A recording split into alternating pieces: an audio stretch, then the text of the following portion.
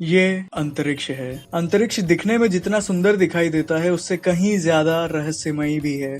मानव कई सालों से अंतरिक्ष के बारे में ज्यादा से ज्यादा जानकारी जुटाने की कोशिश में लगा है। इसके बावजूद ये कहना गलत नहीं होगा कि इतने सालों की मेहनत के बाद भी हम अंतरिक्ष के बारे में बहुत कम जानकारी जुटा पाए हैं।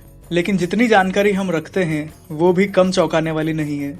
अंतरिक्ष के बारे में जब भी बात की जाती है तो कई सारी अजीबोगरीब और अविश्वसनीय सी लगने वाली बातें सामने आती है।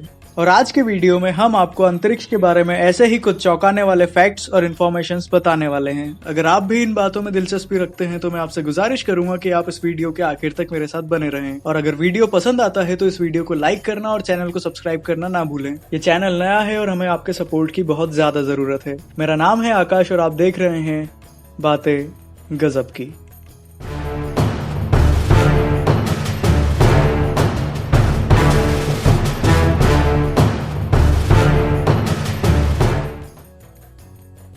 वीनस हमारे सोलर सिस्टम का सबसे गर्म प्लैनेट है। काफी लोग ये सोचते हैं कि सूरज के सबसे ज्यादा करीब होने की वजह से मरकरी सबसे गर्म प्लैनेट होगा, लेकिन सच्चाई ये है कि हमारे सौर मंडल का सबसे ज्यादा गर्म प्लैनेट है वीनस। वीनस के एटमॉस्फेयर में बहुत सारी गैसेस पाई जाती है जिनके कारण वहाँ पर ग्रीन हाउस इफेक्ट पैदा होता है। और ग्रीन हाउस इफेक्ट की वजह से वीनस की सतह का टेम्परेचर हमेशा लगभग 462 डिग्री सेल्सियस रहता है।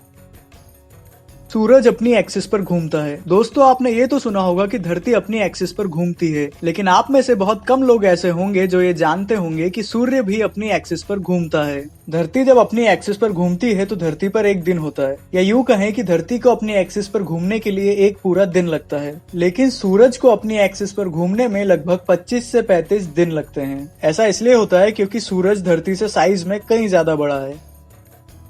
प्लूटो भारत से छोटा है। जब प्लूटो हमारे सोलर सिस्टम का हिस्सा हुआ करता था तब हमें बताया जाता था कि प्लूटो इस सोलर सिस्टम का सबसे छोटा प्लैनेट है, लेकिन हमें ये नहीं बताया जाता था कि प्लूटो कितना छोटा है। ये बात हम आपको बताते हैं। दोस्तों, प्लूटो का डायमीटर है 2374 किलोमीटर और हमारे भारत के कश्मीर और कन्याकुमारी के बीच की दूरी है 2856 किलोमीटर। इन नंबर्स को देखकर आप प्लूटो के छुटपने का अंदाजा लगा सकते हैं।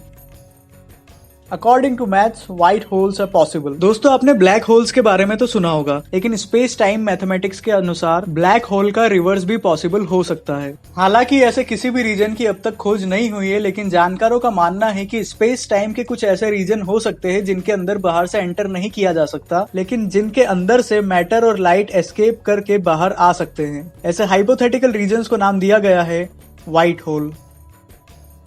वीनस पर सौर मंडल के किसी अन्य प्लैनेट के मुकाबले सबसे ज्यादा ज्वालामुखी हैं। बताया जाता है कि अकेले वीनस की सरफेस पर लगभग 1600 से ज्यादा मेजर वॉल्केनोज है, जिनमें से एक ज्वालामुखी का नाम है मैटमोन्स। इसकी खासियत यह है कि इसकी ऊंचाई लगभग 8 किलोमीटर तक है। ये हमारे माउंट एवरेस्ट से कहीं ज्यादा ऊंचा है। हालांकि ये सभी वॉल्केनोज बहुत पहले ही एक्सटिंक्ट हो चुके हैं और इनमें से कोई भी ज्वालामुखी अभी एक्टिव नहीं है। नेपट्यून का चांद ट्राइटन अपने प्लैनेट के उल्टे चक्कर लगाता है। हम सभी जानते हैं कि अलग अलग प्लैनेट्स के अलग अलग मून्स होते हैं और सारे मून्स अपने प्लैनेट के अराउंड एक एक्सिस में चक्कर लगाते हैं, लेकिन ट्राइटन किसी भी प्लैनेट का अकेला ऐसा चांद है जो अपने प्लैनेट के अराउंड उल्टे चक्कर लगाता है। इसकी ऑर्बिट को रिट्रोग्रेड ऑर्बिट कहा जाता है। और ट्राइटन नेपट्यून के आसपास उल्टे चक्कर क्यों लगाता है, इस बात का जवाब एस्ट्रोनॉमर्स के पास भी नहीं है। हमारी धरती पर रेत के जितने कण हैं उससे कहीं ज्यादा तारे हमारे ब्रह्मांड में मौजूद हैं। अगर किसी दिन मौका मिले तो जाइएगा और धरती की सारी रेत को इकट्ठा करके उसके एक एक दाने को गिनने की कोशिश कीजिएगा। जब आप रेत के दानों को गिन चुके होंगे तो गिनती का जो नंबर आपके पास होगा उससे लगभग 10 गुना ज्यादा तारे हमारे इस ब्रह्मांड में मौजूद हैं। अगर जानकारों की माने तो लगभग इतने नंबर ऑफ स्टार्स हमारे यूनिवर्स में एग्जिस्ट करते हैं। और अगर आपको मेरी बातों पर भरोसा नहीं है तो आप रेत के दाने और ब्रह्मांड के तारे गिनने के लिए स्वतंत्र हैं।